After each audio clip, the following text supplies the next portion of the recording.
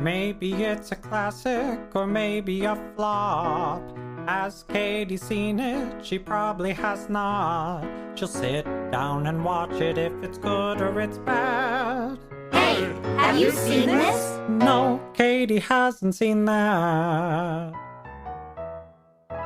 Hi, I'm Katie, and if I had a nickel for every time someone said to me, wait, you haven't seen this movie? Oh my God, you need to see this movie, I'd be very rich.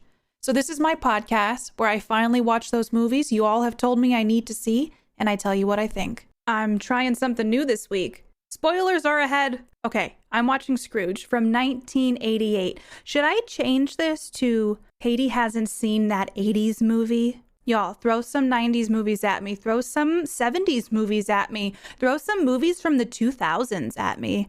I need to mix it up. I feel like, is there a point where there's too much 80s? I had a lot of recommendations for what to watch. I had a recommendation. There was a time I would have fixed that. And you know what? I'm leaving it in. I'm just going to leave it in. I had many recommendations for movies like Miracle on 34th Street and It's a Wonderful Life, and I still have yet to see those, and decided on the movie Scrooged instead. Y'all said I should watch Scrooged, so I'm going to watch Scrooged, and I won't lie, one of the main reasons is because Bill Murray is in this. I love Bill Murray. Bill Murray just seems like a cool guy. I love Wes Anderson movies, so if any of you are ever like, what are some of Katie's favorite directors? Since she hates Martin Scorsese and Quentin Tarantino so much, who does Katie enjoy movie-wise? I love Wes Anderson. I love Guy Ritchie movies. I can't think of any others right now, but clearly those two came to mind because those are two directors who I really like their vision. I like what they come out with. And Bill Murray's been in some Wes Anderson movies, but also Bill Murray's just wonderful. How can you not like Bill Murray? He's that guy who will show up at someone's wedding and photobomb the wedding, and you're not even mad about it. So I'm excited that Bill Murray is in this. It's listed as a fantasy comedy. And you know what? I don't know, around Christmas time, there are a lot of serious movies. I'm kind of down for a Christmas comedy. I won't lie, I didn't know this movie existed. I thought it was Groundhog Day. But apparently he made Scrooged, which I don't really know what it's about. If it's about A Christmas Carol, Charles Dickens's Christmas Carol, I'm always down for that. I love renditions of that movie. It's not a movie. Play? Book. It was a book. All right, I know what I'm talking about. It was a book. I love recreations of that story. It's such a classic Christmas story. And again, I will mention A Muppet Christmas Carol will probably always be my favorite Christmas movie. I watch it every year. And if you have not seen that, if I can recommend one Christmas movie to you this year, watch A Muppet's Christmas Carol. Michael Caine is a literal god in it. And then on top of it, all your favorite Muppets are in it. And it's just beautifully done. I don't know. It maybe some people will be like, it's a Muppet movie. It's so good. It will ruin Christmas movies for you. But I'm excited to watch Scrooge. There is a poster I'm looking at, and it's okay. It's Bill Murray with a cigar, and a skeleton hand is holding a match lighting his cigar. Apparently, I'm really excited to watch this movie that I cannot even speak. So I'm already intrigued because there's a skeleton hand on this poster. I'm really excited to watch this. Who else is in this movie? Let me see. Oh, dang. Danny Elfman did the composing for this. Danny Elfman works with Tim Burton a lot and does like the scores to a lot of Tim Burton movies. I love Danny Elfman's music, so I'm really excited to hear what he did for this. So I have to rent this movie, but apparently if I had the television station AMC, I could watch it today, tomorrow, Saturday, Sunday, and Monday. And, I cut the cord a long time ago with cable television. But doing Katie Hasn't Seen That has proven to me that 80s movies are mostly on cable television. Oh my God. Okay, I'm just looking briefly at the cast. Carol Kane is in this. And so is Bobcat Goldthwait. I don't know if that's how you say his name. Hold on.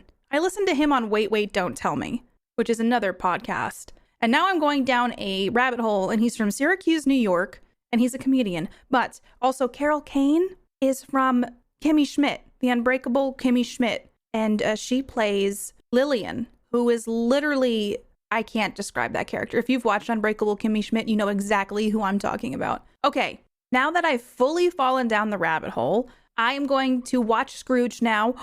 I got a gift in the mail, and it came with a packet of hot chocolate. If you listened to my last episode on A Christmas Story, I told you that I don't like hot chocolate. But y'all, I'm kind of like, do I try the hot chocolate tonight? Okay, I'm going to watch this movie and I'm going to make this hot chocolate, okay?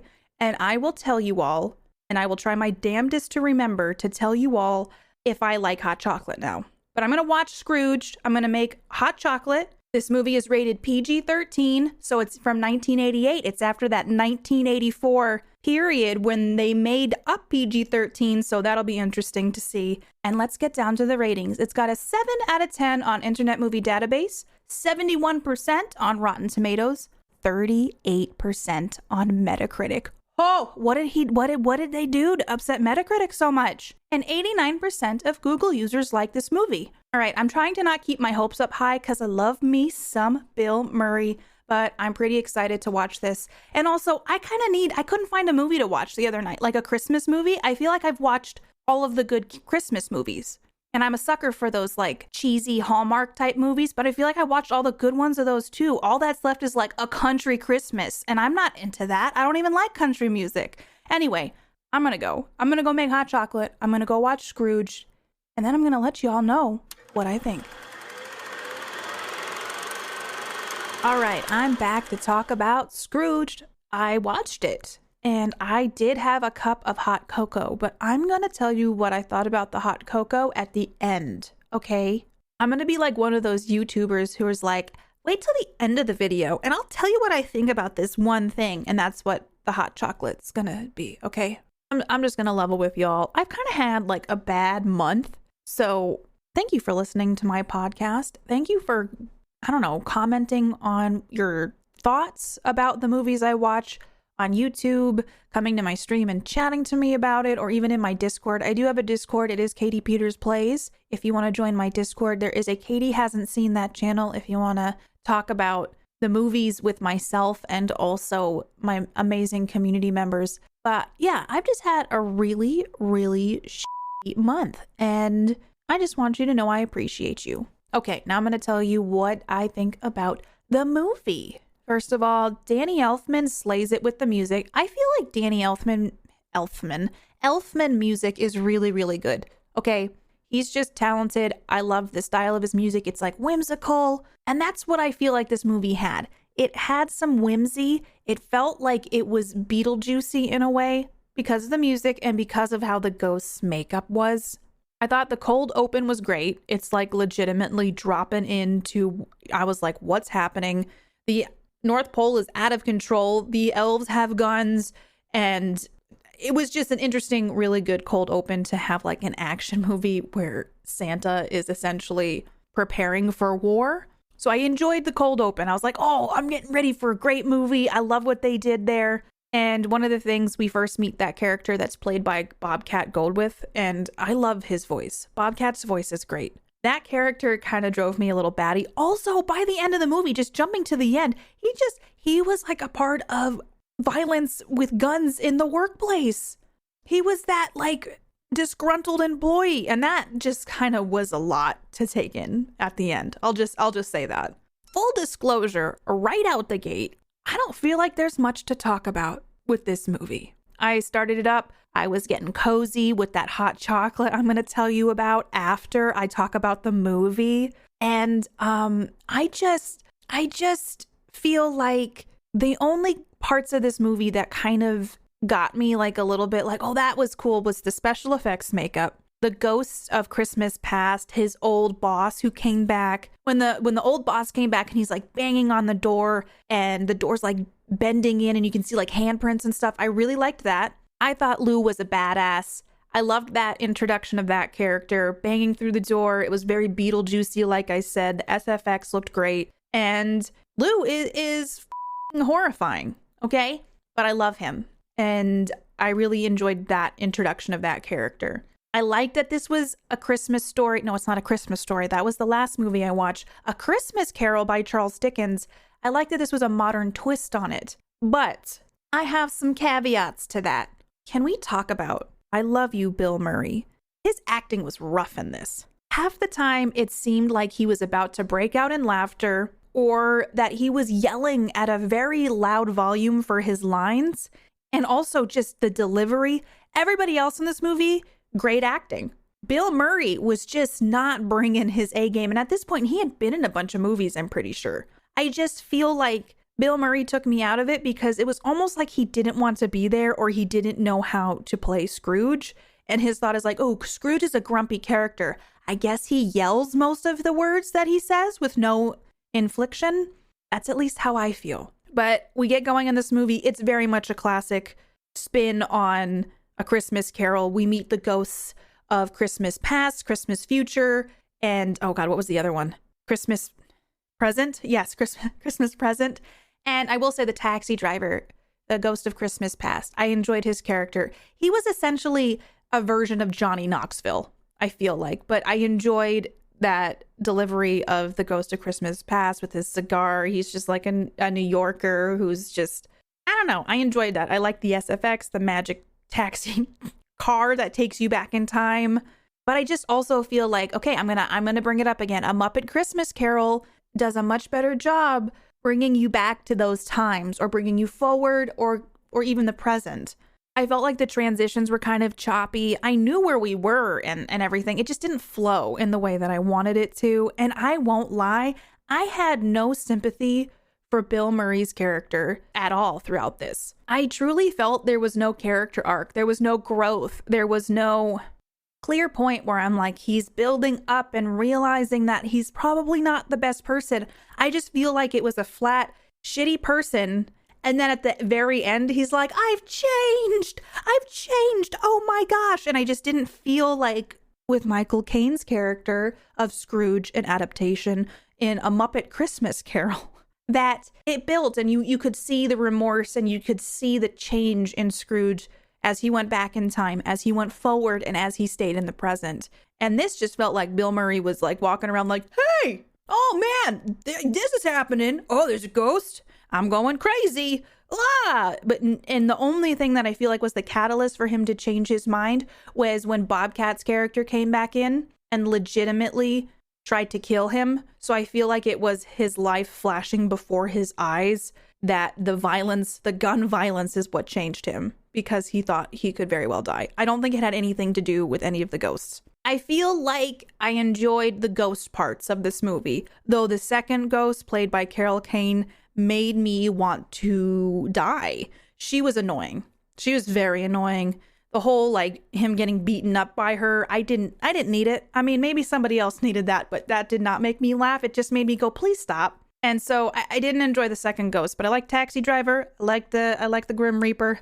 I always like the Grim Reaper. I'm drawn towards dark things, and I'm always like, ooh, something spooky, scary. And that's why I think I like Lou as well. So overall, I like the SFX. I liked the adaptations of the ghosts, and I did like the modern twist on the movie. I just feel like it wasn't executed very well. And also at the end of this movie, when Scrooge is just like cured, he's just like, oh, I see what I need now. And he's had this kind of tumultuous relationship with someone from his past that he's still in love with. And he's on TV going like, I'm still president of the company now. So he declares his love for this woman on TV. But there's like this pretty girl that has mistletoe above her. And he like makes out with this girl before turning to the camera and going, oh, I love you. I hope we can be together. And she's like at a homeless shelter. And then I just was like, wait, so she's all excited that he's declaring his love. I'm like, he just made out with another woman because it's quote unquote polite because mistletoe was present. I don't feel that. I don't know. And then at the very end in the credits, that fourth wall break when they're like singing and then Bill Murray's like, oh, this side of the theater. Okay, this side of the theater. All of the men now. I literally was like, why are they? Stop it. This is awkward. Please don't. Please, this does not fit here. So that fourth wall break took a bit away from the movie for me at the very end. And especially since I didn't really love the movie, I feel like it definitely was something I could have done without. Maybe if I was like super into it and I had like that Rocky Horror vibe where I'm like, this is great. I want to sing Time Warp, but it wasn't that. It was just a super awkward Christmas Carol situation. So Katie, what did you give this movie as a rating? Well, everyone, I gave it 2 out of 10 Bill Murray saying his lines abnormally loud. I didn't like it. I'm not angry. I'm just disappointed y'all made me watch this. It did not bring me the Christmas happies like I was hoping. I'm not even glad I watched it, to be honest. I've seen it, though. I've seen it. I'm very curious to hear all of your thoughts and wonder if this is like a Christmas movie that is deep in your traditions or something of that nature. My husband said that he watched this movie quite a bit growing up, but he didn't even like it as we rewatched it. So let me know what you think of this movie.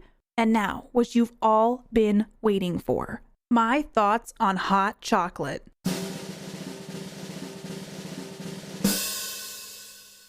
It wasn't bad. Mark helped me make it. We had 2 Trader Joe's hot chocolate mixes. He put way more than what the milk called for, so that I think that helped because otherwise it would have been too sweet. He heated it up gently on the stove. He put some chocolate chips in it, and I drank most of it. So you know what? I don't think I'm going to like reach for hot chocolate, but you know, it wasn't that bad. And I still think I don't really like hot chocolate, but I will drink it if it's a present thing in my life. So there you have it. What I thought of Scrooged and hot chocolate. And I hope that you have a very happy holiday season. This is coming out on Christmas Eve of 2020. If you're listening to this on Christmas Eve and you celebrate Christmas, Merry Christmas. And even if you don't celebrate Christmas, I hope you're having a very happy holiday season. I hope you're taking care of yourself, you're staying safe, and I'm excited for new Katie Hasn't Seen That episodes in the new year. I'm sending you all a lot of love, and I'll catch you all in the next episode. If you want to hang out with me more, or if you just want to yell at me for my thoughts on a specific movie, I stream over on Twitch at www.twitch.tv/KatiePetersPlays. Also, feel free to follow and chat with me on Twitter at PlayKatiePlay and on Instagram at KatiePetersPlays. Music written and performed by Mark Can Do It. Katie Hasn't Seen That is a part of the Geek Generation Network. Until next time, keep your popcorn warm for me.